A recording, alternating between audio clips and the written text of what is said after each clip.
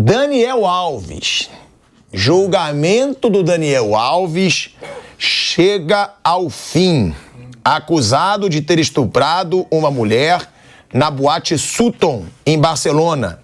Durou 3 dias e terminou nessa quarta-feira, quando o jogador prestou depoimento. Na sessão, Daniel Alves chorou e negou agressão sexual.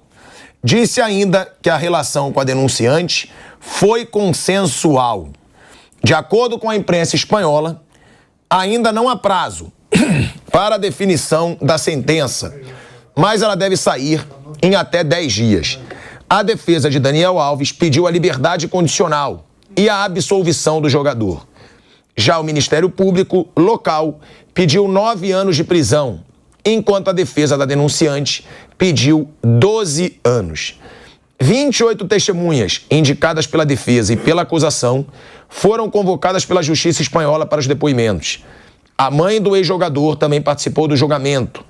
Lúcia Alves, que foi a primeira a chegar ao tribunal, foi convocada como testemunha. A mulher que acusa Daniel Alves prestou depoimento por cerca de 1 hora. Estava acompanhada de psicólogos e falou aos juízes na mesma sala em que o jogador estava, mas os dois não tiveram contato visual. A imprensa foi proibida de acompanhar o depoimento. A imprensa espanhola, com base em fontes judiciais, informou que a denunciante manteve sua versão original, a de que foi estuprada pelo ex-jogador. Uma amiga dela também foi ouvida na segunda-feira. Disse que Daniel Alves teve um comportamento agressivo e ejaculou dentro da denunciante. Também prestaram depoimento, no primeiro dia, uma amiga e uma prima da denunciante. Elas falaram na condição de testemunhas. As 2 mulheres acusaram Daniel Alves de as apalpar na mesma noite em que a amiga delas denunciou o estupro. Já a defesa do Daniel Alves, ao responder a perguntas de sua advogada, o jogador chorou e afirmou que bebeu excessivamente na madrugada de 31 de dezembro de 2022. De acordo com o relato do jornal Marca, o brasileiro chorou bastante, a ponto de ter dificuldade para completar as frases. Daniel Alves afirmou ainda que não é um homem violento e que não forçou a denunciante a acompanhá-lo ao banheiro. Disse que mentiu na primeira versão, quando afirmou que não teve contato nenhum com a espanhola. A decisão seria para evitar que sua esposa soubesse. Ele era casado naquele momento. No depoimento, Daniel Alves afirmou que chegou às 2h30 da madrugada na boate e que havia mudado o camarote que ele deveria ocupar. O jogador declarou que dançou por um tempo com 2 mulheres e que depois convidou outras 3, entre elas a denunciante. Daniel disse que só soube pela imprensa que era acusado de estupro e que está praticamente arruinado, porque suas contas bancárias foram bloqueadas e ele perdeu contratos no Brasil. Aspas do Daniel Alves. Ela estava na minha frente e começamos a relação. Lembro que ela sentou em mim. Não sou um homem violento. Não a forcei a praticar sexo oral forçadamente. Ela não me disse nada. Estávamos desfrutando, os 2, e nada mais. Quando cheguei em casa, lembro que ela, a esposa dele, a Joana, estava em casa na cama e dormi na sequência. Sim, estou dizendo o mesmo que das outras vezes. Soube pela imprensa que estavam me acusando. Estava praticamente arruinado, porque tive todos os meus contratos rompidos, contas bloqueadas. Disse o jogador no momento em que se emocionou e chorou no tribunal. Daniel Alves comentou que ao longo daquele dia e noite tomou uma quantidade grande de bebida alcoólica no restaurante e no bar que ele e os amigos se reuniram antes de irem para a boate. Ele disse ter tomado em torno de 2 garrafas de vinho, 1 copo de uísque e rodadas de gin tônica. A informação do consumo de álcool é importante para a estratégia da defesa do jogador. Segundo os jornais La Vanguardia e El Periódico, gostou? El Periódico, alegando embriaguez, a advogada Inês Guardiola sustentaria que o acusado não tinha plena consciência do que fez. Esse aí é o caso do Daniel Alves. O Daniel tendo a versão dele, a denunciante a versão dela. E eu acho que é complicado para qualquer um dar opinião, né, sobre um fato que não está julgado, sobre um fato baseado em denúncias. Eu sei que eu posso ser atacado, mas eu não concordo em fato, em condenação de acordo com denúncia. Eu prefiro acreditar numa justiça com provas. E do que tiver provas, eu acho que o Daniel Alves tem que ser punido ou não, tem que ser julgado ou não. Mas eu acho muito delicado a gente estar num momento onde você tem uma denúncia contra a outra e o juiz vai acreditar numa denúncia e não vai acreditar na outra. É muito delicada essa situação. Vanderlei Nogueira. Bom, Asmar, isso tem se arrastado há mais de um ano, né? Mais de um ano, ele está preso esse tempo todo e eu acho que a situação dele é muito delicada com relação a esse momento que vai conhecer a sentença, possivelmente dentro de 10 dias. E eu explico por que você tem essa sensação, né? Por que você tem essa sensação? Porque todas as informações que vieram de lá ao longo desse tempo mostravam para a justiça espanhola, e a gente tem que seguir o que eles estão dizendo lá, inclusive a juíza, dizendo que quando ela negava a liberdade provisória dele, ela dizia que não podia liberá-lo porque há muitos indícios, essa é a palavra, muitos indícios contra o acusado.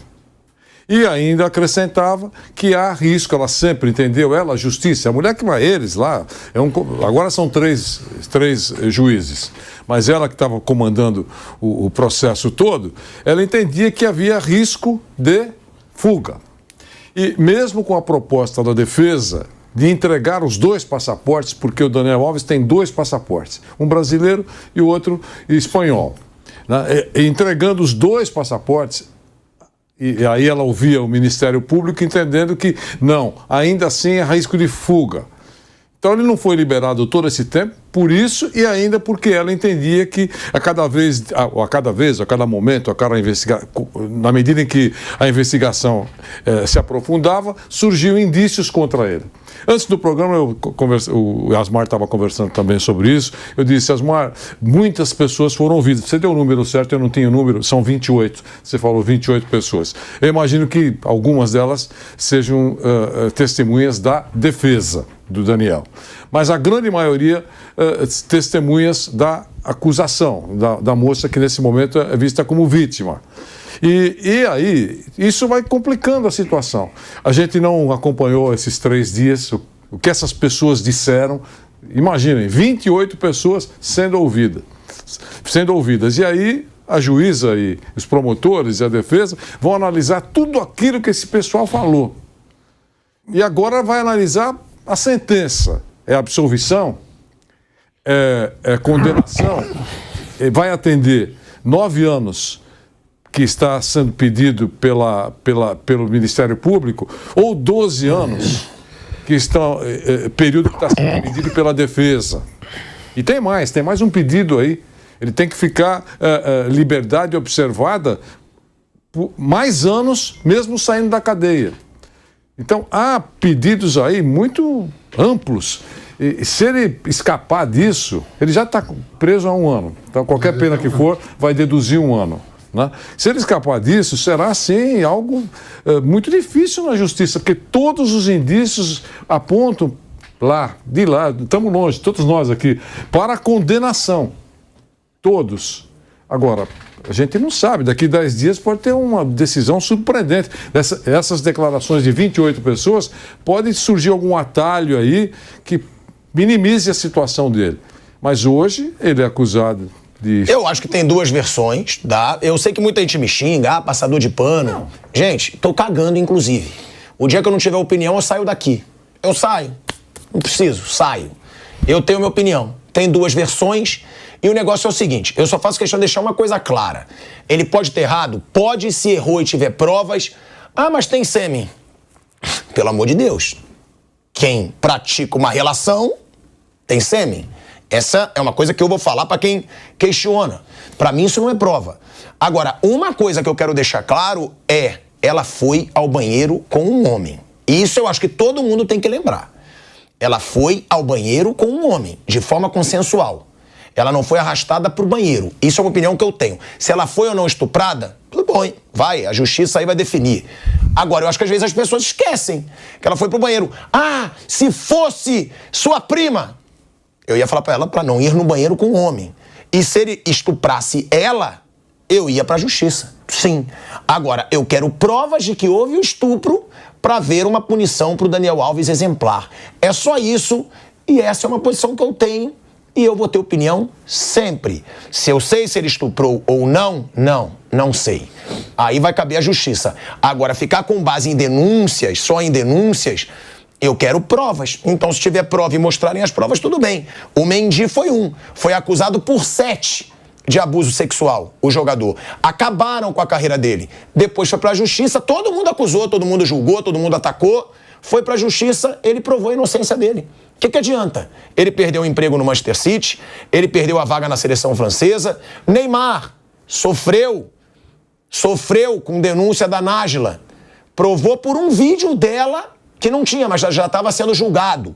É por isso que eu sempre vou ter cuidado e não tenho medo do ataque de quem me ataca por ter cuidado ao julgar nessas situações. Porque eu sei sim que tem gente que erra feio e tem que ser punido.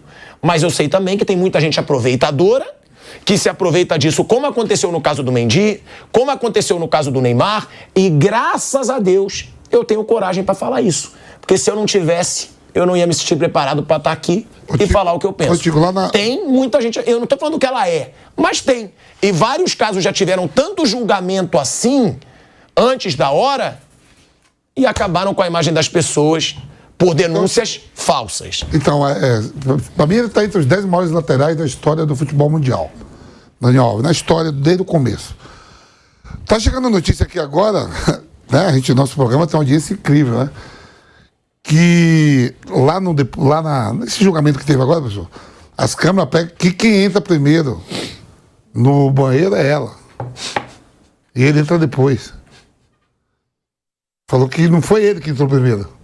Não, mas ela vai com ele. Eles combinam de ir ao banheiro. Então, as câmeras aqui... que a gente não estava lá no depoimento, no depoimento estava falando de todo mundo. Fala que a menina entrou primeiro no banheiro e o Daniel Alves vai em seguida atrás. Chegou agora aqui, estou falando errado. O depoimento dele, ele fala que ele foi primeiro. Hã? Ele foi primeiro, o Daniel Alves ele fala que ele foi primeiro e ela foi. Aí tá falando que as câmeras pegam primeiro ela entrando. Que ela que entra primeiro. Isso a gente não sabe, né? Aqui, ó, chegou agora da Espanha pra mim aqui, ó. Ô, Vamp, tô acompanhando o programa aqui, ó. No noticiário aqui espanhol, nas câmeras, fala que a menina entrou primeiro. Eu vejo noticiário ao contrário. Então é bom até a nossa produção ver. Ver isso aí, né? Porque eu também já li. A gente já não sabe. É isso que eu tô falando. Eu lamento muito, né? Pra mim, eu não vou acusar antes da justiça. Diz que lá na Espanha tá saindo que as câmeras mostram que ela que entra primeiro. Pra nós aqui, fala que é ele, né? Não, no depoimento dele. Dele, né? A gente vai pra um break na Rádio Jovem Pan. Seguimos no YouTube. Bruno. É um caso que quem tem que julgar é a justiça espanhola, né? Uma coisa que me incomoda muito é julgamento de qualquer caso em rede social, assim, acho que você tem que falar do que você tem conhecimento. E o que aconteceu foi uma denúncia que a justiça está analisando. O Daniel foi preso preventivamente, a justiça entendeu que tinha motivos para mantê-lo preso preventivamente. E agora tem o julgamento. E quem tem que julgar são as autoridades, né? Eu não gosto muito dessa mistura, né? Eu tenho que dar opinião sobre tudo. Eu tenho que dar opinião sobre o que eu sei. E a minha função não é julgar, eu não sou juiz. Quem vai julgar é a juíza. É isso. Se no julgamento foram apresentadas provas suficientes para uma condenação, ele será condenado. Se não tem, ele será absolvido. Não é a minha função. Hoje em dia as pessoas acham que tem que falar sobre tudo. É pessoa que não entende nada de medicina discutindo com o médico, é cara que não entende nada de direito discutindo com o advogado, é cara que não entende nada de engenharia discutindo com o engenheiro. Então, quem tem que julgar é a justiça, é a juíza. Então, mas muitas vezes a justiça também é falha. E aí é complicado para o ser humano. E aí cabe recurso, você recorre. Você recorre. Aí é bem complicado para o ser humano. Essa é uma instância. Se ele for condenado, ele pode recorrer. E se ele for absolvido, o Ministério Público pode recorrer. É isso, não é no Twitter, no Instagram, no YouTube que você vai fazer sentença. Às vezes querem fazer na rede social boletim médico, solução para cura de doença, palpite sobre tudo, né? Então, o caso está em andamento e cabe à justiça espanhola, a juíza, analisar se tem provas suficientes para uma condenação e se tiver, ele será condenado. Ó, a gente vai esperar aí a conclusão, né, desse caso do Daniel Alves. Diz a justiça que não vai ser tão cedo que vai ser concluído. Eu acho que esse prazo que você deu... São 3 dias, eu acho. Não, 10 dias. 10 dias. Esse prazo que você deu, eu acho que é muito próximo. No máximo 2 semanas, porque os caras querem encerrar isso. Isso vem se arrastando há muito tempo, é manchete todo dia. Então, querem encerrar. Não só para a parte do Daniel, como para a parte da moça. Encerrar o assunto, decisão da justiça. E mesmo assim tem esse detalhe que o Bruno falou e a gente fala sempre, que permite recurso. Qualquer uma das partes pode recorrer contra ou a favor. E, atenção, recurso pode ser rejeitado. Tá? Tem essas coisas todas. Então é um assunto que vem se arrastando e eu acho que a justiça dentro de 2 semanas quer liquidar isso, Osmar. Eu acho que é o que vai acontecer. Então tomara que seja uma decisão justa. É isso.